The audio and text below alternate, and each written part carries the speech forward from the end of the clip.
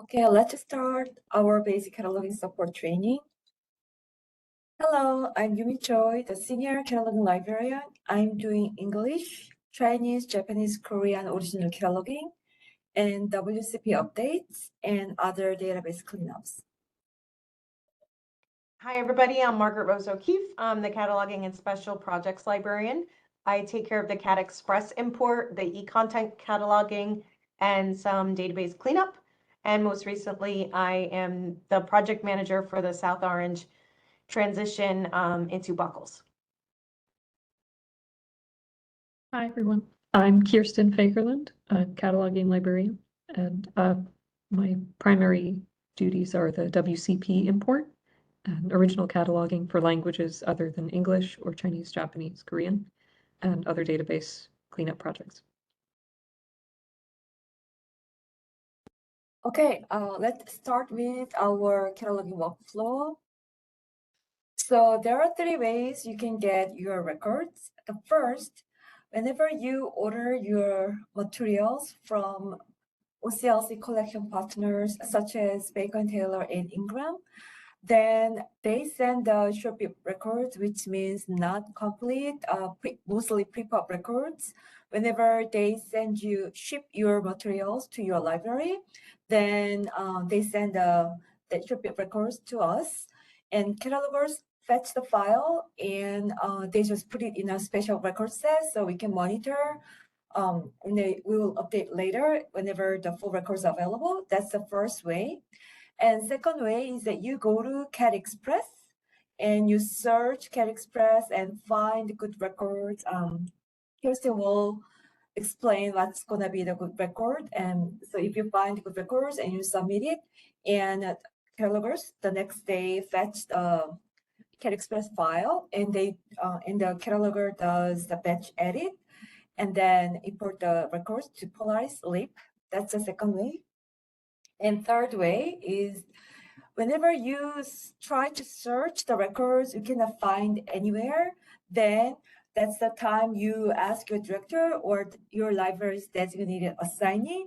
Kirsten will talk about how to assign designated assignee later.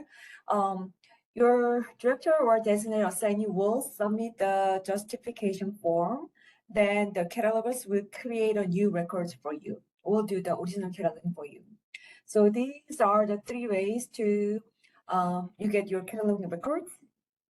Just let me explain a little bit about the batch edit the catalogers do. So when they fetch the file from Cat Express, the records have everything there. So unnecessary fields, and some of the records are not complete records, and some of them are not comply with our policies and procedure. So we go over every record and then just like do the necessary edit and notify libraries if their records are not complying with the Buckles policies and procedure and those kind of stuff we are doing. And then we add GMD, which is general material designation, which is obsolete, but our member libraries want to keep them, so we add them manually during the batch edit process, and we do all the necessary edit there. So that's batch edit we do. And the original cataloging and policy violating records need your director or designated assignee submission justification form. You're gonna learn more about it later with Kirsten. Okay, so maybe you just like if you don't know about WSP records, when I mentioned about WSP records before, maybe you just like you're curious what is WSP records. So here is the explanation about it. So we are subscribing OCLC Collection Partner Record Service, which means if you are ordering your materials from the collection partners such as Bacon, Taylor, and Ingram, then we're gonna get the records whenever your materials are shipped automatically. By doing that, your library staff can link your materials faster, and your patrons can place holds faster. So this is win-win. And catalogers like monitoring these short bit records, mostly pre-pub records in a special record set, and then we regularly check. And if we find good records, we replace the short bit records with better records. So if your library is not registered for this service, please contact us. We'll register your library for this service. Okay, here's an example of how WSP record look like in LibPlace. So left side, if you search this book, you will see, probably you would think it is record, but after this training, you will know that this is not a good record because all the information is capitalized and even publisher's information is not complete. So you just wonder what the record look like, and you click and then see the detail view. You will find the 590 note field. That means that that explains that this is not the complete record. This is WCP record, and catalogers will update this record whenever they find complete record. So whenever you find this note, this is a WCP record, and then it will be updated later. Okay, so one more thing before we start the training. Whenever you go into CAT Express, you will see this announcement from OCLC.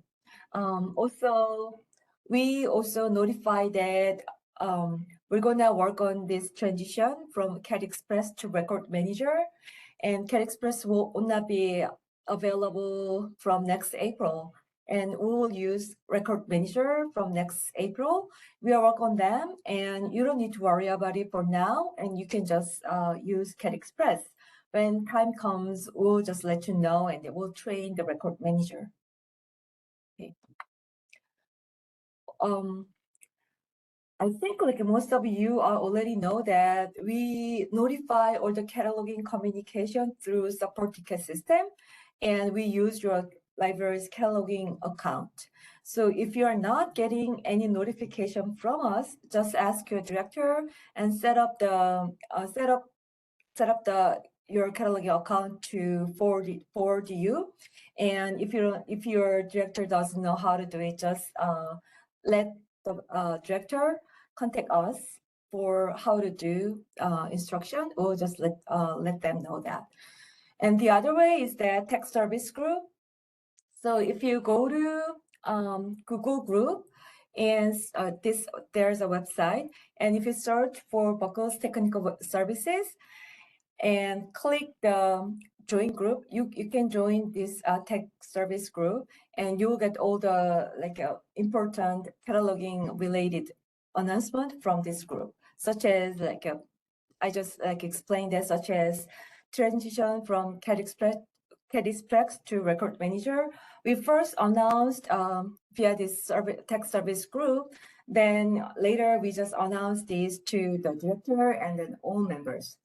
So you will get the all the cataloging announcements from this group if you join the group. Okay, let's start with the CAT Express search. So this is very important thing. Before you search, please set the language of cataloging limiter as English. This is very important, especially you are submitting like Polish and other other non-English content. Maybe sometimes you just forget to set up this cataloging limiter, then you will get a lot of search result, and then you choose wrong record, which will notify you that we're not gonna import the records because it's not cataloged in English. Maybe one of you or some of you get those notification from us. So please make sure that you just check this cataloging limiter as English before you start your search. This cataloging limiter is for the cataloging language, which is different from the content itself language. This is cataloging description. So we all want a record described in English, regardless of the language of the content. We just want the language of cataloging in English. So let's see the examples. So when you forgot to set the cataloging limiter as English, you can see what happens now. You will get all of these records. The first one, cataloging language in Chinese. Probably this was, cataloged in China. WorldCat, as you can see from the name World, all of the libraries in the world, they are participating. And for example, Chinese libraries catalog their material in Chinese, and German libraries catalog their records in Germany. So you will see a whole different cataloging language here for your search. So if you forget the limiter setting, you will see this a lot of search result, and we don't want this. We just want the record cataloged in English. So let's see, when you search without the record cataloging limiter setup, this is a record you will see. This one is cataloged in Slovenian. Also, although the content itself is in English, the catalog language is not in English. For example, if you see the physical description, instead of pages, it has some Slovenian language for the pages. And if you see the subject headings, you will see all the non-English description here. These are all Slovenian. So we don't want this record. Although you find the record and submit this record to us, because we just explain, as we explained to you before, these are not the records for our patron. So this record only serve for our patron. So we are not gonna accept this record. So this makes your patron sad, and also your library staff and catalogers sad. And if you set the language of cataloging limiter as English, this is a record all of us want. The content itself is in English, also the language of cataloging also in English. Everything is described in English. So physical description, it has volume, and subject headings, everything is in English. So instead of some Slovenian language for fiction, it has English language fiction, and all the subject headings in English. So this is the good record. And then you will get this result when you don't forget to set up the cataloging limiter. So please don't forget to set it as English. This is way to go record. And before we go to the advanced search, just let's briefly talk about record manager. So this is the same record, as you can see. There's no OCLC number for the Cat Express, but they are the exactly same record. But the difference is that the left side is Cat Express, which cannot display non-Latin scripts. And right side is record manager, which can display all the non-Latin characters. So we ask you, if you are doing CJK or non-Latin, like a Hebrew, Hebrew, and like Hebrew is a little different, but Hindi, non-Latin language, we just recommend you to use record manager, because Cat Express cannot handle non-Latin characters. So if you are dealing with word language records, then please let us know. We'll register you for the record manager for this purpose. This is different from the record manager setting we're going to use from next April. So this is a little bit different. So please let us know if you are handling a lot of non-Roman language materials. Okay, so let's go back to Cat Express search. This is the first search screen if you log into Cat Express, which is basic search. Before you start search, please don't forget to check the cataloging limiter as English. And we always recommend you to search with a standard number, such as ISBN for books, UPC for media, ISSN for serials. So please use standard number for your search. In this way, you will get a less search result. If you can use keyword or title phrase, but you will get tons of search results by doing that. So we always recommend you to search by standard number. So that was the basic search when you know the ISBN, but somehow if your material doesn't have ISBN, some of the self-published book doesn't have ISBN, or if your material is too old, even before ISBN was created, then your material won't have ISBN. In that case, you can use advanced search. You can limit your search like using these criteria here. So this example, I want to search for Harry Potter audiobook narrated by Jim Dale, and audiobook which is not published in United Kingdom. I just want audiobook published anywhere else than United Kingdom. Okay, and then I didn't forget to set the cataloging limiter as English, and you can just set your sort result by these things limiters. You can limit your search more, and also limit by search there. You can just limit your search by date range and record format. Here is sound recording audiobook and a language. I just want audiobook narrated in English. So you can just limit your search in advanced search. When you don't know your ISBN or UPC and other standard numbers, you can use advanced search. So from that advanced search, you will get this search result. And Cat Express search result tells you a lot of information. So first, you will see PCC in the search result. PCC and the bottom, you will see LC. PCC and LC's Library of Congress are the preferred because they have a good quality records provided PCC members and LC. PCC members are like libraries. The PCC is a program of Library of Congress, which participate all the cataloging policies and practices, and they are really good libraries. So whenever you see PCC and LC in your search result, you can trust them. Maybe they can be a good quality records, but PCC and LC records, they are also created by humans. So you will see some mistakes because they are human, but it's relatively they are better than other records. So remember, PCC and LC can have a good quality records.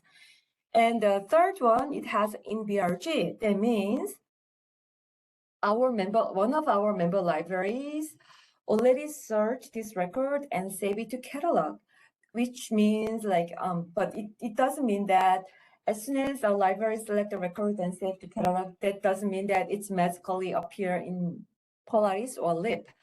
There should be a processing time for the catalogers. As I explained before, we do the batch edit, so we go over all the records, so it takes time.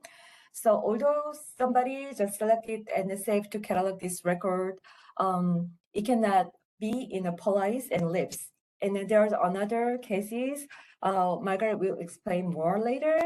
If the records once in Buckles, but the library read it the record and it's not in Buckles anymore, but we don't go back to the OCLC if we don't delete the holding, it still says in BRG. So there's all possibilities, although it says in BRG, but mostly in BRG means that Buckles already have it or will have it soon. That's in BRG means. Okay, so if you find a good record, then it's time to save to catalog. Please make sure that you always click Save to Catalog, not export only. Export only means you only save the record to the institutional file, but you click Save to Catalog, it does two things at the same time. It's set in BRG holding, so let your member libraries colleagues know that this record will be in Polaris soon. and it saves the record to the institutional file. So please don't click export only.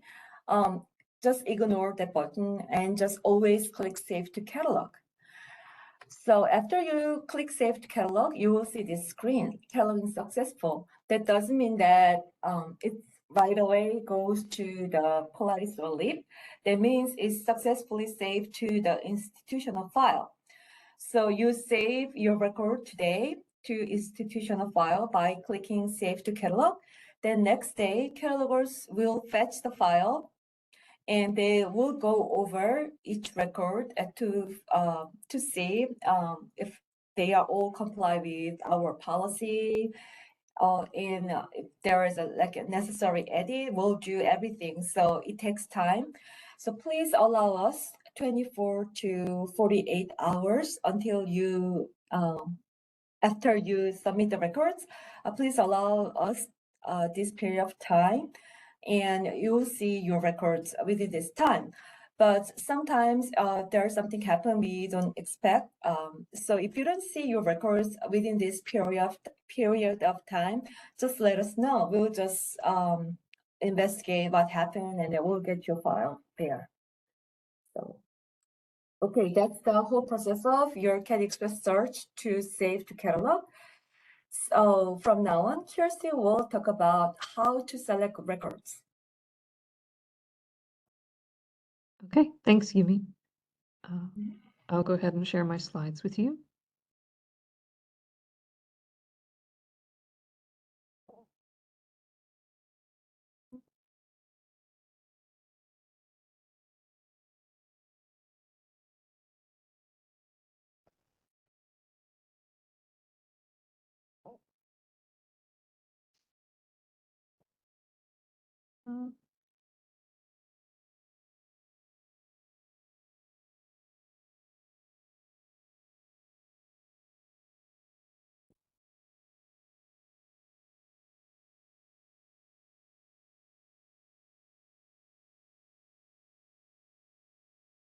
Okay, great. Sorry for the delay. Hi, everybody. I'll be walking you through all the ways to select good and complete bibliographic records, whether you're searching in CAT Express or later in Record Manager. So this chart here is the minimum criteria that we look for in a complete bibliographic record. First, we've got the main entry. That's the 1XX fields in MARC, if you're familiar with the MARC code. That's the author's name, a corporate name for companies or group authors, and composers' names for musical sound recordings. And then you've got the title statement second in the 245 field in MARC. And that's where you find the title of the work, the author's name, illustrators' names, directors for films, composers' names, and librettists for musical sound recordings. All of that will be contained in there. Third, we've got the imprint information that's in the 260 or 264 field in MARC. And that's the publication information. So that's got the location of the publisher, the publisher's name, and the publication date. Then fourth, we've got the physical description that's in the 300 field in MARC. Then that'll have the pagination, both Roman numerals and standard Latin numerals. And you've got other physical details like illustrations, color content, sound and color descriptions for films, and dimensions of books and the numbers of discs for things like audiobooks. And fifth, we've got subject added entries. We use the Library of Congress subject headings in the 6XX fields in MARC. So the second indicator will be 0 or sometimes 1, depending. I think Margaret will go over that in a little bit more detail later.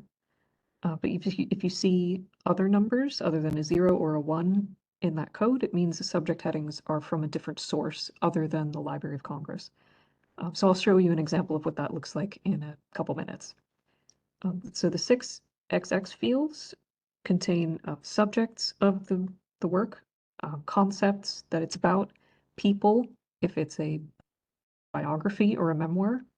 We've got corporate names for bands or organizations, meeting name, there in 611 is things like conferences or expeditions, like the Lewis and Clark expedition, for example, or events like the Olympics or the New York City Marathon, geographic names for settings and for travel guide locations, things like that. So as long as there's at least one of these in your bibliographic record, that's a good sign. Last, we've got the added entry in the 7XX field in MARC. Not every record will have these, but these will usually contain additional authors' names, editors for works that are collections of short stories, for example, performers' names, and names of groups or organizations or publishers. Those kind of things will show up in these fields.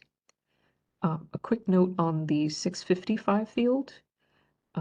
It's a little bit different from the subject fields. It's for 655 is specifically for genre and form terms. So these are good to see in a bibliographic record, but on their own, they're not enough to meet our minimum criteria for a complete record. They usually tell us what kind of item it is, like if it's a board book, for example, or the genre, like detective and mystery fiction, or sometimes for large print books, you'll find that in 655 as well. But it tells what kind of item it is, but not what it's about. So we usually require more subject headings for that in additional 6XX fields. Okay, so this is an example of an incomplete record in Cat Express. So on the left, we've got the text display, which is a little bit more simplified than the MARC display on the right. That has the numbered fields that I mentioned earlier in MARC code, along with a few additional ones. And the first thing that I notice about this particular sample record is that you can see the title field, the author field, and the publication information outlined in red are have a lot of uppercase in them, and they're not in normal sentence case. And there's no physical description in the 300 field on the right side in the MARC view, and no 6XX fields for subject headings. So this one is going to make our catalogers sad.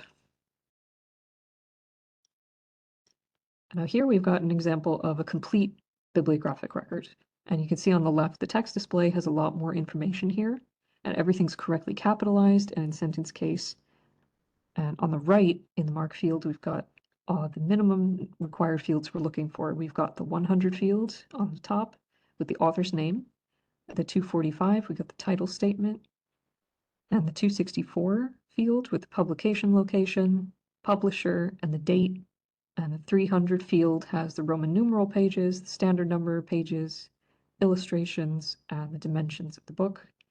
And most importantly, on the bottom, we've got the 6XX fields. So these, the 600 fields are the subjects of the memoir. So in this case, it's the author and her daughter. And then we've got 650 subject fields with the subjects of the book.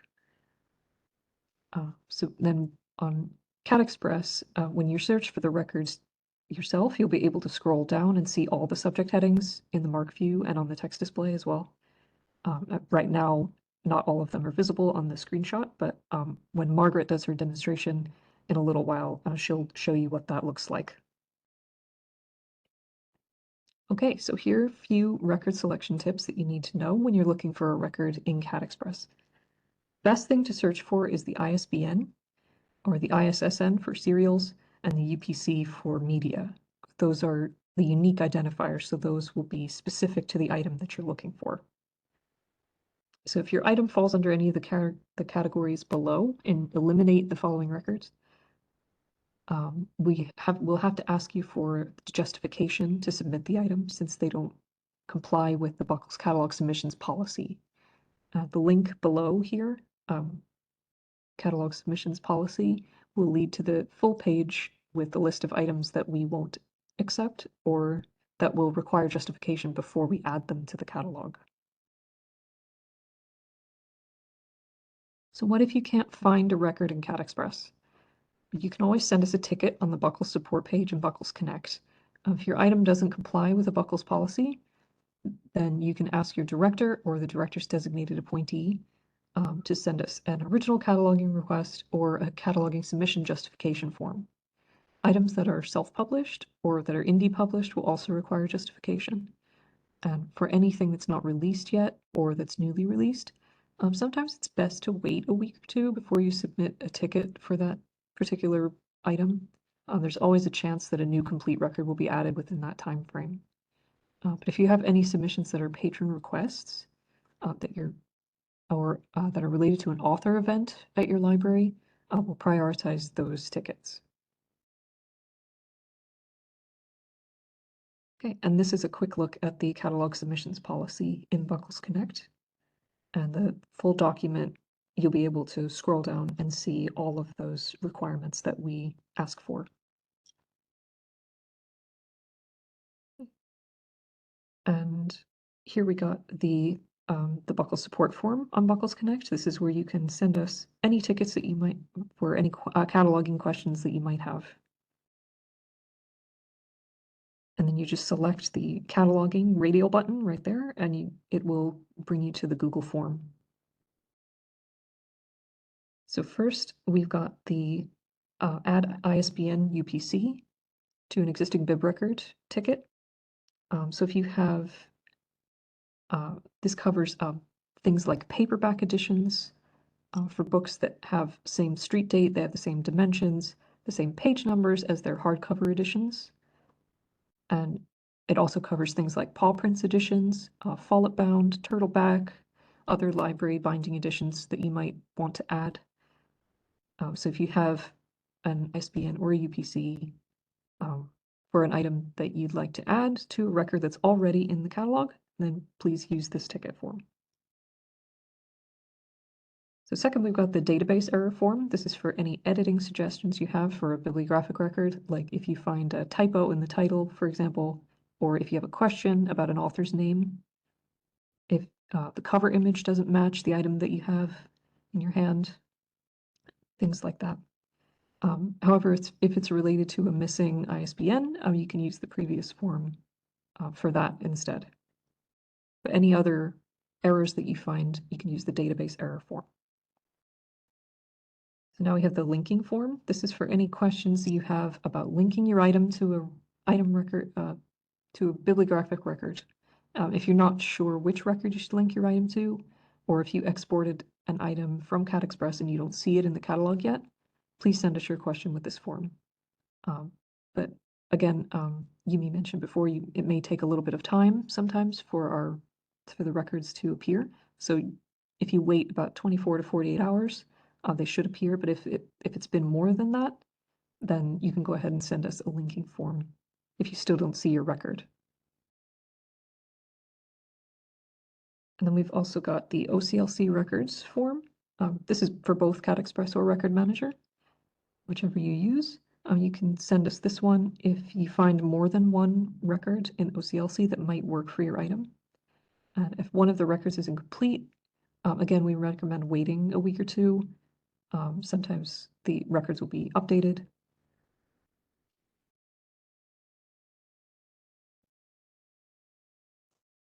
And lastly, we've got the original cataloging request and the cataloging submission justification forms. So these can only be sent by your director or a director's designee via Buckles Connect. So if you can't find a record for your item, or if your item doesn't comply with the catalog submissions policy, please contact your director and ask either they or the designee to use these forms. So the information we need in order to create an original record is in the catalog submissions policy we looked at earlier. So you can consult that list, and there's a link here as well to go to that document. So that will have all the information we need from you to create a new record. So this is where the director or the designee can find the form on Buckles Connect. There's a separate support form page on the drop-down menu. And there's also a separate page for library directors to send tickets to us. So that link will be there on the support page. And that'll lead you to the director portal. And this is the way that any directors can send us tickets to add a designated appointee or for cataloging requests. So it'll appear down here on the director portal, and that'll lead you to the form. So you just click the cataloging radial button, and then on the next page you click add designated appointee for submission justification if you'd like to authorize somebody to send those forms on your behalf if you're the director. Okay, so now Margaret is going to go ahead and show you a live demo of how Cat Express works. Thanks, Kirsten. I'm going to go ahead and share my screen in a minute so you guys can see what we're working with. I'm going to share this one. So hopefully everyone can see my screen now. This is the site that you're going to go to start searching Cat Express. So this is connection, as you can see at the top, connection.oclc.org. Normally, you're going to have your login information saved here.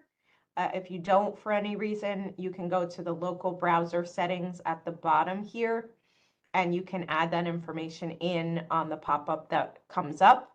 But for now, I'm just going to copy and paste the credentials of one of our libraries into here so that I can log in and we can go through some things. So I'll go ahead and log in as that library. And we'll go over here to the top left and we'll click search. And we'll start with our basic search. So we're going to do several examples of different reasons why you might or might not select a record. So to start with, we're going to cover some of the things Yumi talked about. First, in the beginning, we're going to cover what happens when you don't select your language of cataloging to be English. So here I'm clicking search for this ISBN. I'm not limiting it to English. And we're going to take a look at what comes up. So I have this first result, which looks pretty brief. I'm going to click on it and verify. I'm going to switch over to Mark Display by clicking this Mark Display button at the top. And I'm going to see here that this is indeed a very incomplete record. So I'm going to go back to my search results by clicking on Search Results. And we'll look at the next result. Now, I just want to point out, you might have already noticed, cataloging language in this one says English. But in this one, the cataloging language says that's SLV for Slovenian. So if you hadn't noticed this, and you did open the record anyway, you would hopefully notice once you opened the record and started viewing the record that this is in fact not cataloged in English. So here's a couple of indicators that tell you that. So in the 040 field here, it's going to give you some information about libraries that have selected this record in OCLC, but it's also going to give you a subfield B here, which should always say English for any records you select. And in this case, it says SLV for Slovenian. So you could almost just stop there. But if you didn't notice that, here's a couple of other indicators that this is not cataloged in English. So these 020 fields contain the ISBNs of this item. And as you could see, the qualifier, this subfield Q, is giving the information about that ISBN, like what format it is in. For example, it's giving that information in another language, not English. So you'll notice here that you're not able to read or understand what it says here in the ISBN qualifier. Moving on down the record, you can see here in this 240 field, which is the uniform title of the work. So the original title here, you're going to see listed as NIV or NIV, however you pronounce that. But the subfield L, which tells you the language that it's translated into, is showing something here that's not English. So that should be in English, and it's not. So that's another indicator to you that this is not cataloged in English. Continuing down the record, you see here in the 300 field, which is the physical description of this record, of this item, you're going to see here it says 623 STR instead of pages. This indicates again that this is cataloged in a language other than English, and that's in Slovenian, that whatever this word is in Slovenian, that STR is short for that. And then you're moving down to this notes field, the 500 field, and this is listing some information in Slovenian as well, not in English, so you're not able to read that either. You could see here there's additional subject headings that we would normally strip out of the record because they're not Library of Congress subject headings, but you can see in this case that they're presented in, not in English, in another language, in this case Slovenian. So you see several indicators in this case that this record is not cataloged in English, and we would not select this record. We would not enter this record into the catalog. So what you want to do is you want to select records that are cataloged in English, and the easiest way to do that is going to be to limit your language to English. So let's take a look at this record. Here you can see from the top down, the subfield B says ENG for English. That's good. The qualifier in the ISBN field says soft cover, paperback. As we're scrolling down here, it has the original title and it says that it's translated into English. That's in English, it's legible. Keep going down the list here. We have our 300 fields, the physical description, and it says it's 501 pages. So that's clear, that's in English. We have some 500 fields, these notes fields, all in English, so we can read them. And continuing on down, we have some subject headings that are all in English as well that we can use. So this record is going to work for us. This is certainly cataloged in English, and we can use this record. So let's go back to the search, and then we're going to do a few more examples. But for the rest of our examples, we're going to select the cataloging language. Again, that's the language of cataloging. It's not the language that the work is in. So the work can be in Spanish, Chinese, French, you name it. Well, Chinese you should do in Record Manager, not Cat Express. But it can be in those languages, but it has to be cataloged or described in English. So we're going to drop down this menu and select English, and we're going to look at our next example. So in this case, just pay attention to the ISBN I'm using, because you'll see in a little bit why, but this ISBN ends with 2700. So we're going to search this ISBN and we're going to get the title Spike It Mo. And again, 2700, because we're going to search for another ISBN for this title, and it's going to be a different ISBN. So let's take a look at our search results here. The first record probably looks pretty complete to you. It has the full title, author information, illustrator information.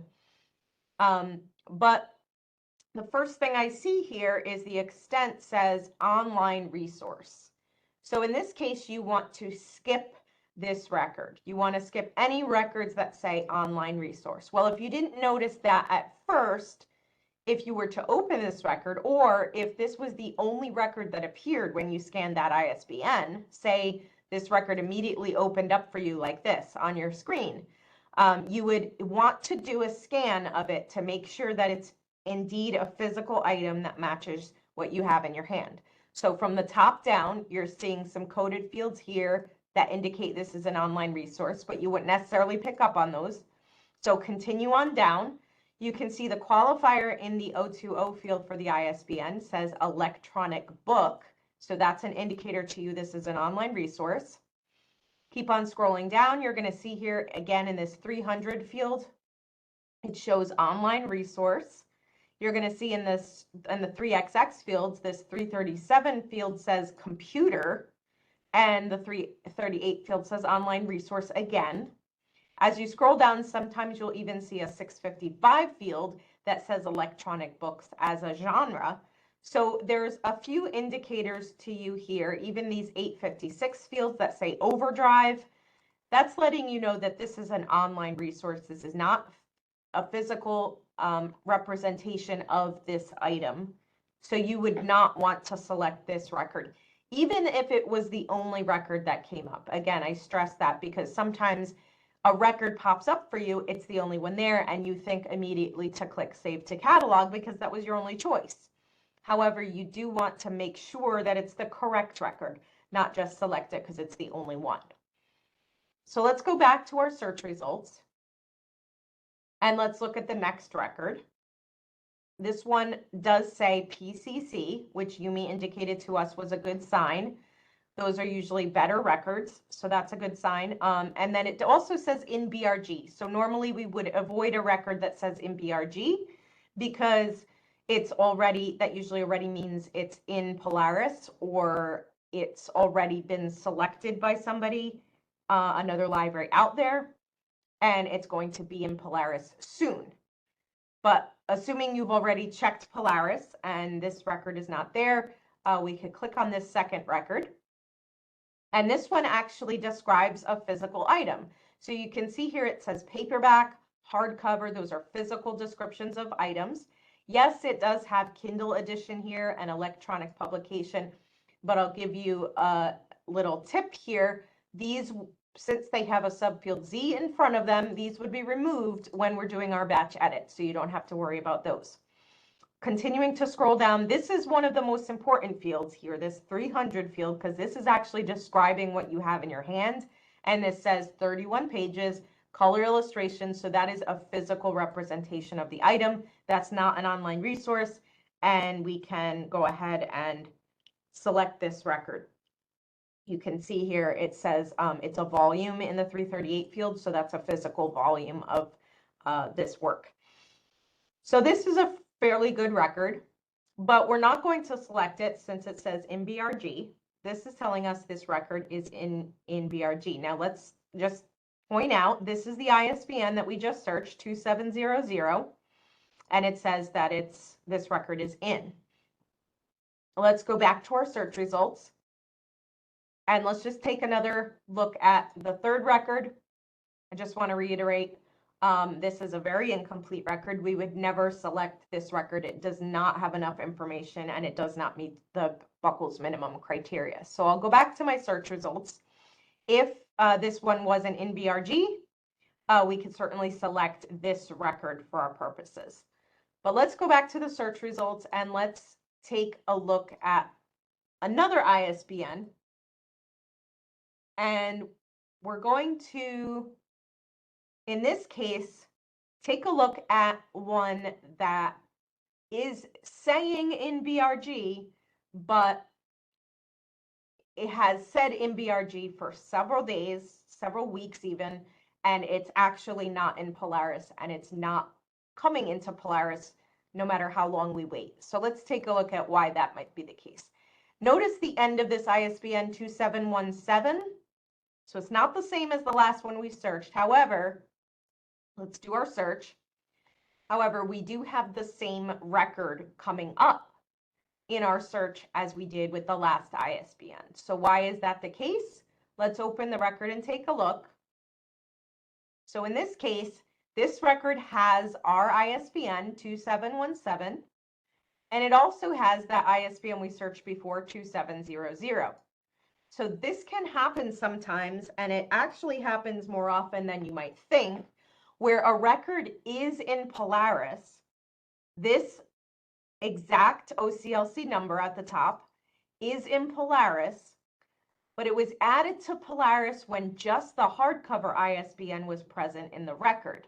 So 2700 is in the record, is in Polaris, but the one ending with 2717 is not in Polaris, and we keep searching for it, and we keep exporting, saving, we don't export, we keep saving this record and nothing is happening, and we don't know why this record isn't going through, and we're not finding a record for our ISBN, this paperback ISBN. Well, in this case, like Yumi said, catalogers are humans and they can make mistakes. So somebody went ahead and added this paperback ISBN to this record at some point in OCLC after the hardcover was already added, and this record was initially created just for the hardcover. And then somebody went ahead and added the paperback, even though the paperback is not published in 2022 and perhaps is not even published by Penguin Young Readers. We're not sure. But it's certainly not published in 2022 and it does not belong on this record. So you'll find that happening a lot in OCLC, where they'll add ISBNs to existing records that don't belong there. And then you'll see a record says in BRG, when in fact only one of the ISBNs in the record is in Polaris and not the other one or two. Now, sometimes it's perfectly appropriate for ISBNs to be on the same record. With children's books, with adult books, you'll often notice hardcover and paperback can be combined, and they are published in the same year by the same publishers, so it's okay. But this is not always the case. And when they're not published in the same year or by the same publisher, then we do not add them to the same record. So in this case, you would want a separate record for the paperback. But if you didn't know that, you could go ahead and do what Kirsten suggested and fill out that ISBN form, add ISBN support form, and ask us to add this ISBN to the existing record in Polaris. We would be able to get back to you and let you know if that was indeed appropriate for us to do or not. Or if you identified this ISBN as being published in a separate year and you already knew it shouldn't go on the same record, you could go back to your search results and you could say, okay, here I have another record just for the 2023 paperback edition. So maybe I could select this record. However, once you open it up, you see here that it's in all caps, which Kirsten already told us, and I believe Yumi even indicated as well, that that's a red flag and you don't want to select records with just all caps like that. It's also missing a couple of fields for the from the Buckles minimum criteria. So you actually wouldn't be able to select this record, but what you could do is you could fill out or have your director or your director's designee fill out that original cataloging support form and send us the justification for us to either enhance this record or create a new record for the paperback edition and add that separately into Polaris as would be appropriate.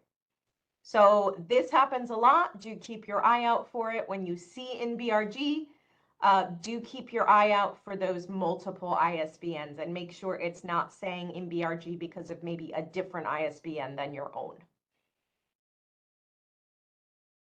So let's go back to the search results and look at another example of an incomplete record that you might not necessarily pick up on, or maybe you would. So let's take a look at this one.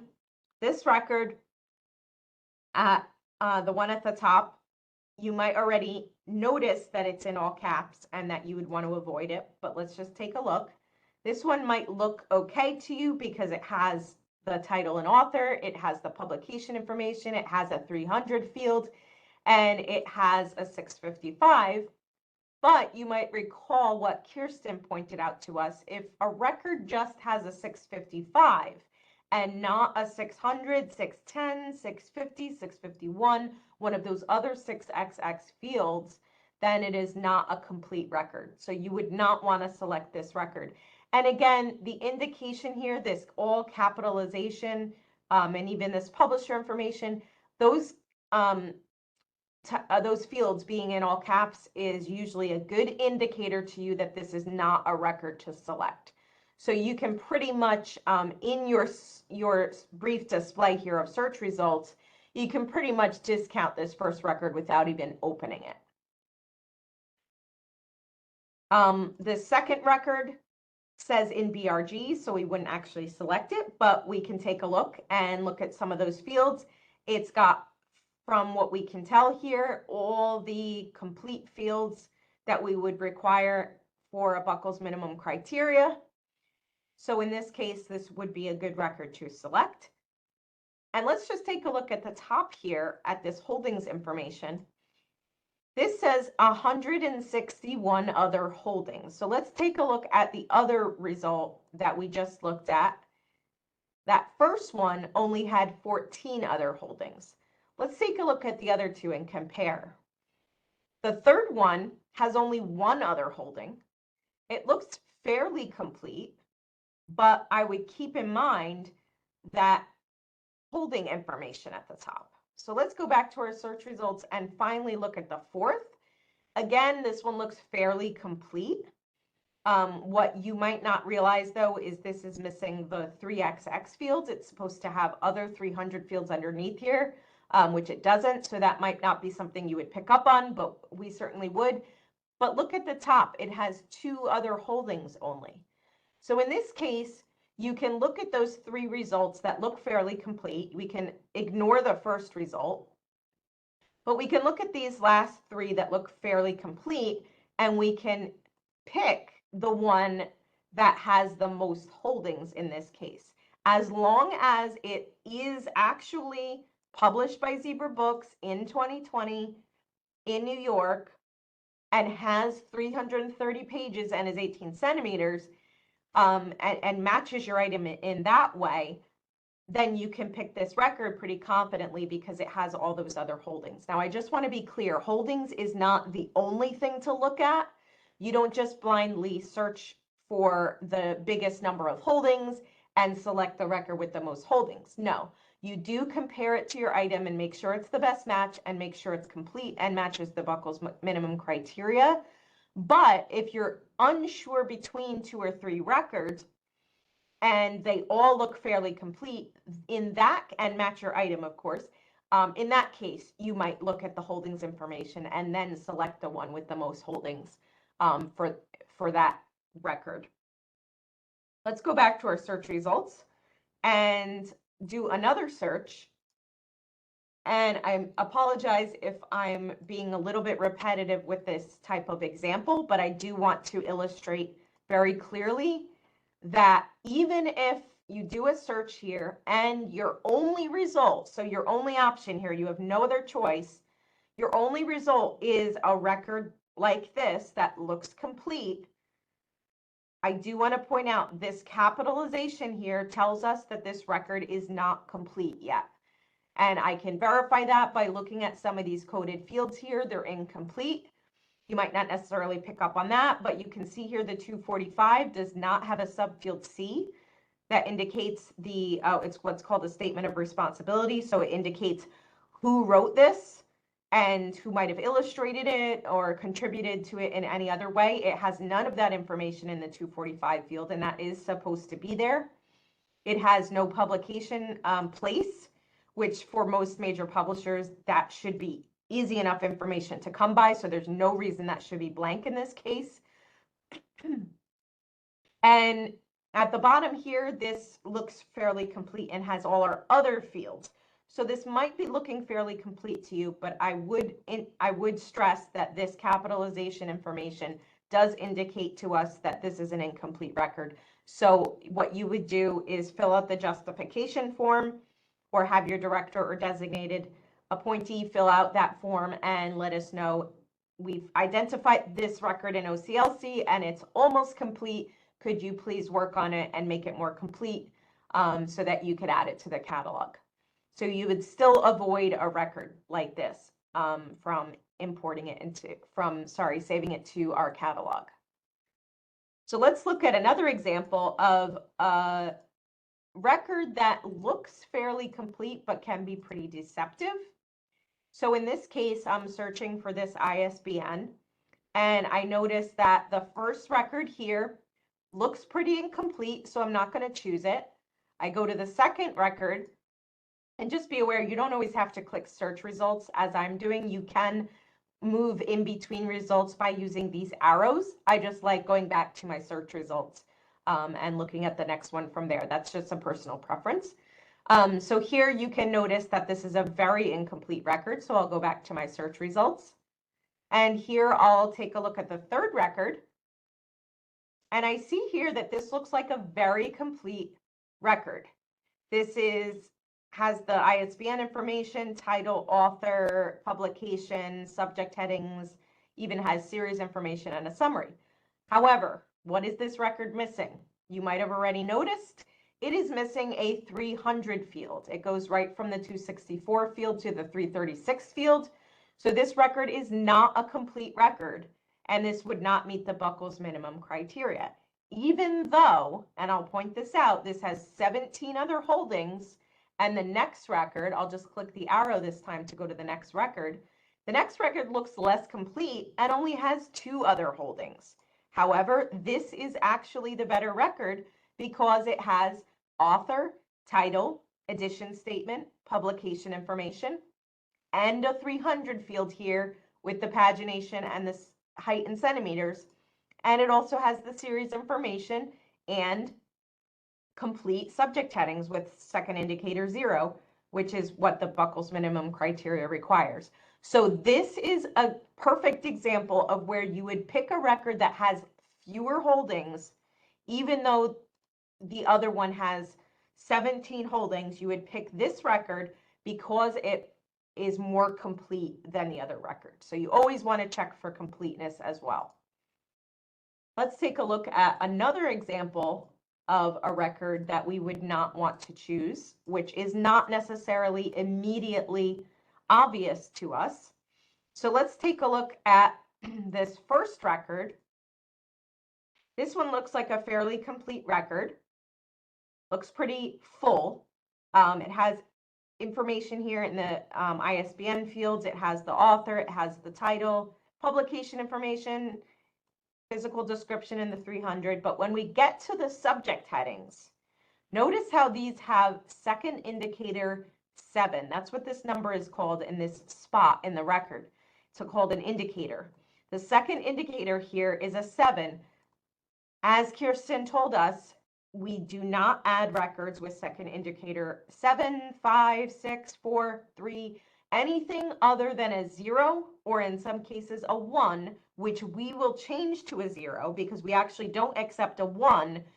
We do change it to a 0 for you, but we will accept it with a 1 initially. 0 is the correct second indicator for the Buckles minimum criteria. So you would not select this record because of those second indicators here in the 650 field. If we go back to the search results, you can see here already this one says PCC. So this is going to be a better record. It also says in BRG, so that means we either already have it or we're about to have it. So you would not select this record if it says in BRG, but just as an example, let's take a look. And this record is much more complete and has 3 650s with second indicator 0 here. So this one is going to be the record to select. Of course, it says in BRG, so we wouldn't actually select it because it's already in or it will be in soon. Let's take a look at another example, but before I do that, I just want to point out sometimes you will have a 650 with a second indicator 0 that actually is still incorrect. So if your only 650 has a second indicator 0, but the subject is large print books or large type books, that's not actually a subject heading. So you can sometimes find that accidentally left in a record from back when large print was considered a subject heading. Now it's considered a genre and it should be in the 655 field. So if you see something like detective and mystery stories or something that is normally a genre in the 650 field with the second indicator 0, that's still not enough for a complete record because we're just going to remove that and make it a genre field anyway. So keep that in mind when you're looking at these records too. So let's take a look at another example. This one is going to be a little bit more complicated. So we are going to go into this one in depth. This is a case of you have a book in your hand and the ISBN is, as we just searched, this one at the top ending in 7595. And we have 17 records that come up for this. So notice how the first page only shows you 10 results. So you do have to go to the second part of the list. So see here how it says view list and it's on 1. You're going to click the arrow here to see the next set of results, and that's 11 through 17. So there are quite a few results and we need to figure out a way to eliminate some. So the first thing we're going to do is we're going to look at the item in our hand. We're going to identify its publication information and its pagination and description. So if I have The Magic School Bus by Joanna Cole, illustrated by Bruce Deegan, and let's say it's published in or copyright 1987, and that's the only publication information we have, and it has 40 pages and color illustrations, then you might look at this and say, okay, the first one is a contender. However, the first one you can tell right away in comparison to these other records here, this one doesn't have the author information and it doesn't have the illustrator information like some of these other records do. So this one visually right off the bat is less complete. Some of the other records here, though, you'll notice have different pub dates, 1997 and 1988 here at the bottom, 1967 for the second record. So you do want to make sure you're eliminating the records that don't match your item.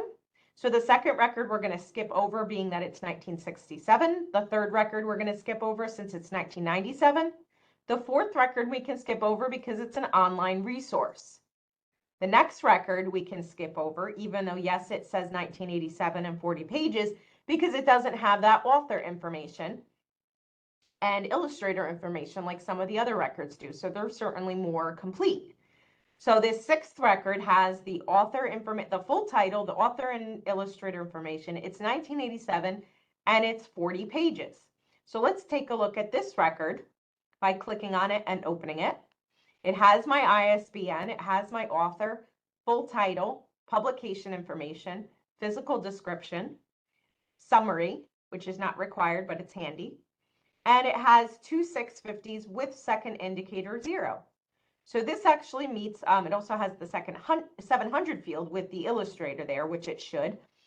So this record meets the Buckles minimum criteria, and you could go ahead and save this to the catalog right now. But let's just say you're looking at holdings and you want to find any record that matches your item, and you want to pick the one with the most holdings like we've done in the past, as long as they perfectly match your item and are correct and meet the Buckles minimum criteria. So let's make a note that this has 8 holdings and go back to our search results. The next record, number 7, we're going to skip because it says it has 30 pages, not 40 pages. The next record we're going to skip because it says it's large print and our record is not large print. The next record has the full title and author information, and it's 1987 and 40 pages. So it does say in BRG, which would normally tell us to skip this record, but let's just take a look at the record and see. When we open this record, we see 3,052 other holdings. So you might be tempted to select this record in that case because of the holdings. It is a complete record. It does have all the information here that you want. It has full publication information and description, and it has subject headings with second indicator 0. But this record has way too many ISBNs for us to ever be able to accept this record as is into the catalog. There's no way that all of those ISBNs belong on this record, and all of them were published in 1987 by Scholastic, like our ISBN is. This is certainly a case of other catalogers adding ISBNs to the record for similar editions and not caring that, they're not quite matching the record that you see here. So in this case, we would not accept this record if you did select it and saved it to catalog. We would send it back to you and say, please select a record that matches your ISBN only. Now, in some cases, some of these ISBNs might be okay to be combined. So this might be the hardcover, and this might be the paperback, for example, that was published in the same year by the same publisher. But certainly not all of these ISBNs belong on this record. So we would not accept this record, and we would send this back to you so you could go ahead and skip this record anyway and find one that best matches your item rather than this one with all these ISBNs attached to it. Now, if this was your only option, say this is the only record that came up when you searched for your ISBN, then you would contact us and you would say, hey, I have this item in my hand. It matches this record, but this record has all these other ISBNs attached to it. My ISBN is this one, and you would provide us with your ISBN, and you would say, it matches this record. Can you please add this record just for my ISBN? and we would remove any other extraneous ISBNs and add the record just for your ISBN. So let's go back to the search results and let's eliminate a few more options here. So this next record says 1988. That's not the correct year for us. So let's go to the second page. This record says 1997. The next one says 1997. The next one says 2013 and is an online resource. The next one says Wonderbook. So you wouldn't select this unless you indeed had a Wonderbook published in 2021. The next one says 1987 and 40 pages. So this one actually is another contender. It has the full title information and description here. So let's click on number 15 and take a look. So this has the ISBN. It actually also has another paperback ISBN. So that may or may not be correct to be added to this record alongside your ISBN. This also says this is the Magic School Bus Inside the Earth. It has a volume information in the title, which the other one doesn't have. But I noticed that it doesn't have the correct syntax here. It should have a slash between the title information and the responsibility, the author and illustrator information. So that's incorrect right there. But I don't need to tell you that, even though the rest of this record looks fairly complete. I do notice that it has very limited subject headings compared to my other options, but I also noticed that it has no other holdings. So the first record we selected had 8 other holdings. The next one had thousands, but it also had too many ISBNs. And this one has no other holdings. So I'm going to actually skip over this record. Unless it was for some reason the best match to my item and was better than the other record we selected, I would not select this record. So we'll go back to the search results and we'll go to the next record, which is 1987 and 40 pages as well. But this one doesn't say the author information in the title. It just says Magic School Bus Inside the Earth, and then it repeats Inside the Earth again. So that one doesn't look very good to me, and we'll skip over that one. And then this one is a completely different title, The Magic School Bus Inside the Human Body, and it's a wonder book for 2021. So something's going on there that's not quite right, and we'll skip over that record. So in this case, the record that I would choose would be record number 6 with 8 holdings. This one that best matches my item and only has that one ISBN on it, which applies to my item and describes my item. I will point out that when you have multiple ISBNs like that, sometimes you can see records that have the book ISBN, the large print ISBN, the audiobook ISBN all together in one record. That's another example of a record you would definitely want to skip and you would not want to add to the catalog because we do not catalog those separate formats all in one record like that. So here's another example of a record that may look complete that you still wouldn't want to select. So when you search this ISBN, you get 3 results. The first result looks very complete. It clearly has a very complete title and author information. But when you click on it and open it up, you're going to see a couple of indicators that this is not the record to select. So you see here right away, there are 3 volumes listed, 3 ISBNs for 3 different volumes listed in this record. We do not catalog separate volumes together. We catalog them separately.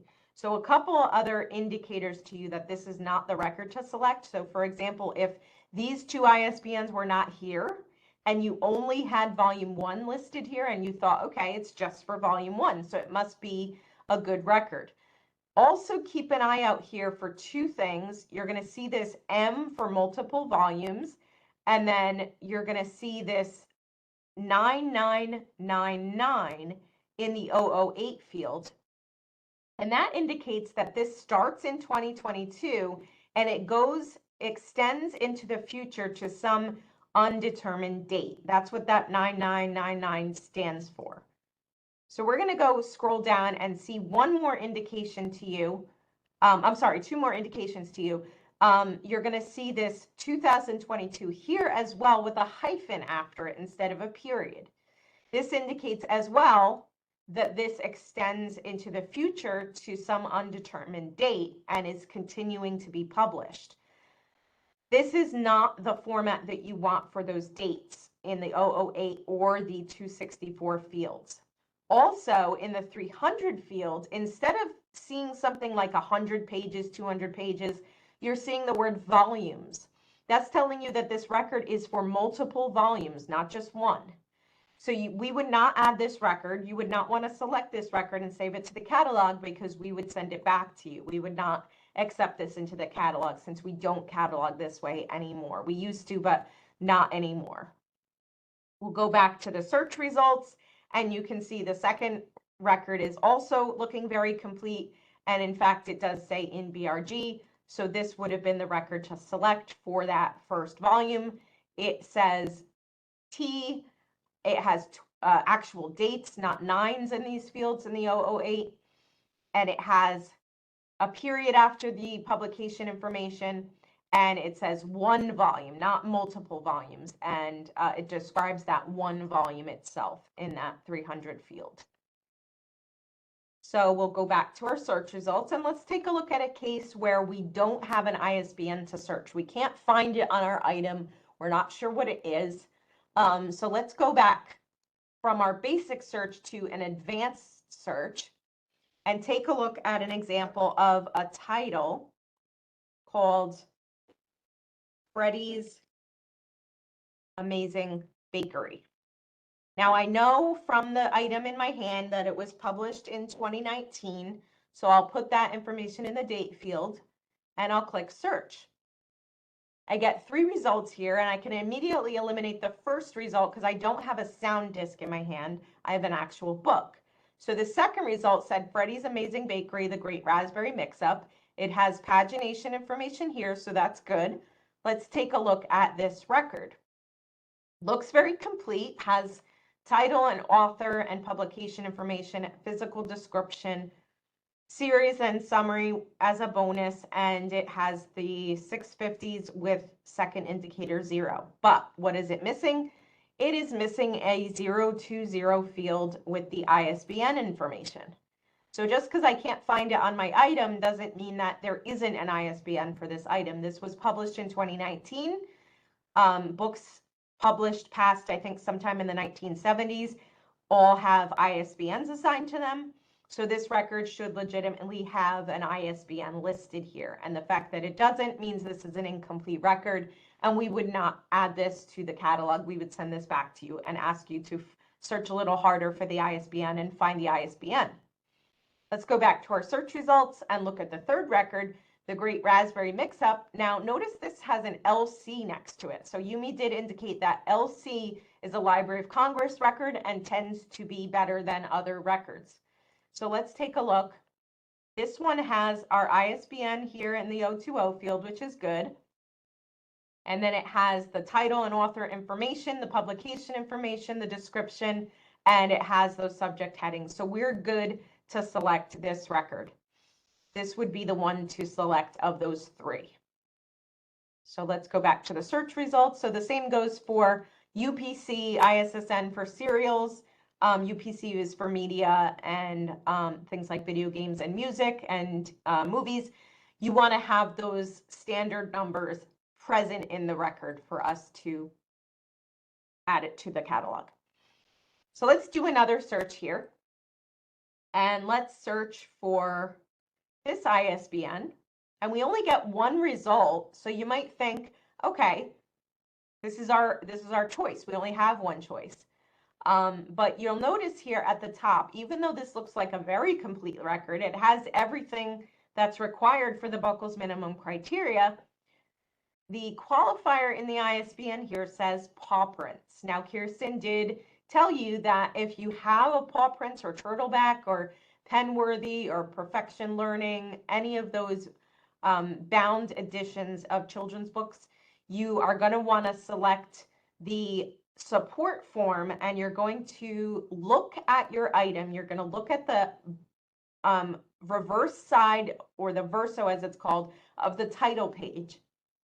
And you're going to look for the paperback ISBN. It's usually a paperback ISBN that these are bound from. You're going to look for that ISBN and search that paperback ISBN in Polaris. and you're going to tell us to add this ISBN to that paperback edition's record by filling out the support form. So you're going to provide us with the existing bib record information and then with this new ISBN to add to that record. Now, if there is no record in Polaris for the paperback edition that this is bound from, then you're going to first select a record for that paperback edition in CAT Express, save it to the catalog, wait till it gets entered into the catalog by us, and then send the support form asking us to add this ISBN to that record. So paw prints, we do not add separately. We would send this record right back to you and say, we can't add this. We need to add it to an existing record. Please provide us with the ISBN on the title page verso of your item. Let's go back to a search. Now let's take a look at a couple of policy violations for which we wouldn't add records in Polaris. So in this case, we're searching up this ISBN. And we see quite a few records here. I'm going to skip the first one since it doesn't have any author information. I'm going to skip the second one since it has online resource here. The same for the third, the fourth, the fifth. Then I get to a PCC record, which is usually better than the other records. And we get to extent, which actually shows a physical description, which is good. So let's open this record and take a look. Looks very complete, has everything that I want the record to have. Only problem is this record was published in 2017. Now, what does our policy say? Nonfiction published over 5 years ago. So 5 years ago was 2018. Over 5 years ago was anything 2017 and older. We do not add to the catalog without justification. So this one would require the justification form. We would send it back to you if it was submitted to us. So you might as well keep an eye out for these things from the get-go and preemptively fill out that form, the justification form for us, so that we don't have to go through the process of sending it back to you and telling you to do that anyway. So that's one example of a record that we would be sending back because of policy.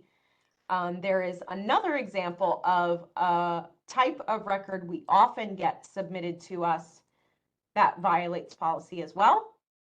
And that is this type of record. Again, what do you notice? This is a fiction record, so the nonfiction rule doesn't apply. It doesn't matter that it's 2014, and it's a complete record, but this one is published by the author.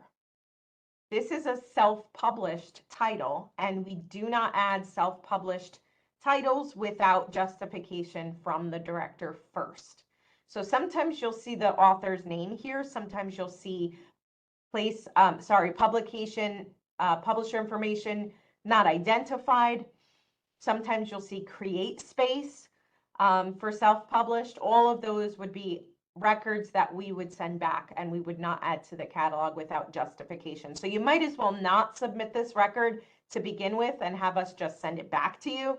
You might as well from the beginning use the justification form to submit this so that we don't have to go through the back and forth. Okay, so let's look at a complete record after all of that. And we've looked at a few complete records already, but let's just go through one field by field. This first record is an online resource, so we can skip over that. This second record, we're going to take a look at. Now, it does say in BRG, you can see BRG holdings here. But in this case, if it didn't, this would be a contender. From the top, we're seeing full information here. The 020 field is filled out and qualified.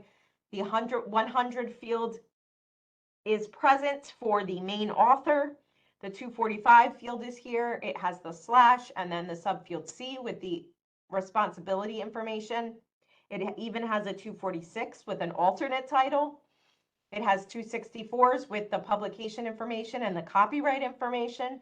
It has a 300 with the physical description of the item. It has those 3XX fields that we require as well. It has some additional fields which are not required but are helpful, like the 504 information with the bibliographical references, the 505 field with the contents, the 520 with the summary, And the 600 field and 655 fields, all with second indicator 0, as is required for Library of Congress subject headings. So this one, scrolling down further, also has a 700 field because there is an additional author here. So that's going to be included in the 700 field. So this is an extremely good, complete record that we would definitely add to the catalog if it was submitted to us, and that you would want to select as your record if you were looking for this ISBN. So that's all I have. Let me stop sharing my screen, and we can take a look and see if there are any questions. Okay, so I see a question. What does a holding mean? That means basically that it's in our catalog.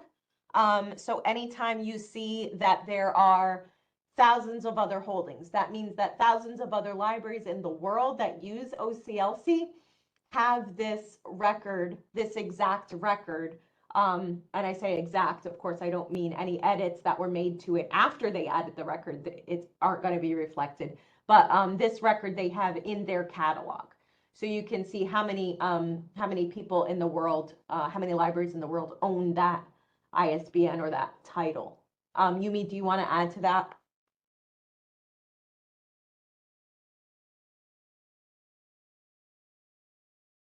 Okay. Margaret explained well, so yeah, that's it. Okay. So as she mentioned during her demonstrations, if you see many holdings for the specific record with PCC or LC, and also it has a lot of holdings, that means there's a reason why a lot of libraries like that record. So if you have like more than one search result, and then if you don't see any PCC, LC next to the record, but if you see the higher number, then just go to look at the record first. Yeah, that's it. Yep. I don't see any more questions yet.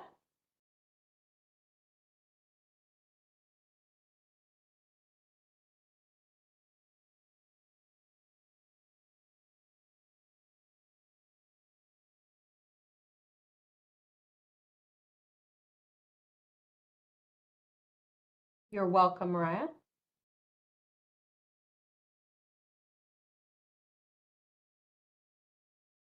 While we're giving everybody a minute to think if they have a question, I'll just kind of wrap this up, and then we can check back and see if anybody does have any questions. So I would like to say thank you to Yumi, Margaret, and Kirsten for another great class with a lot of great information. I wanted to thank everyone else for taking the time out of your day to attend. We appreciate that. As we said, we will share the slides and the recording with you afterward. In the meantime, this afternoon, I'll be sending you an email with an evaluation form. If you could please give us your feedback. You can tell us what you thought about this class, as well as other topics that you would like to see. It's anonymous, so we do appreciate your feedback. And we're just going to give it maybe 30 seconds more. See if anybody does have any questions.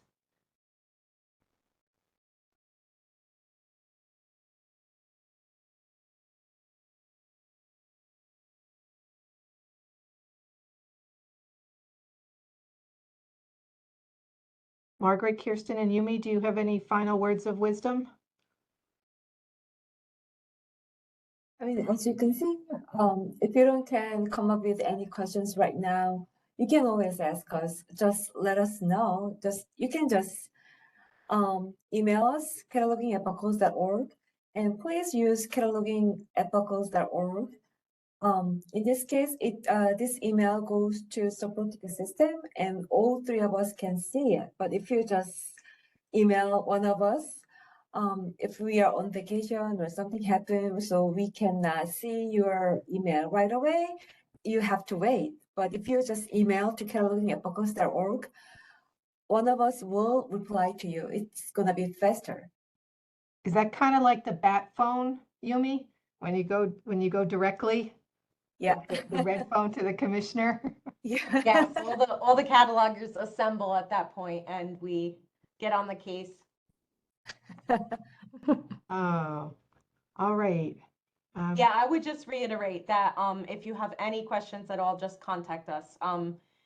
We would rather that you didn't guess on which record to select or what to do in any case or which support form to use, anything. We would rather you just reach out to us. We're here to help. So do email cataloging@buckles.org or use the support form to contact us with any and all of your questions. Great. I don't see any other questions. So we'll count it down 5 seconds and then we'll let everybody know that they're free to go.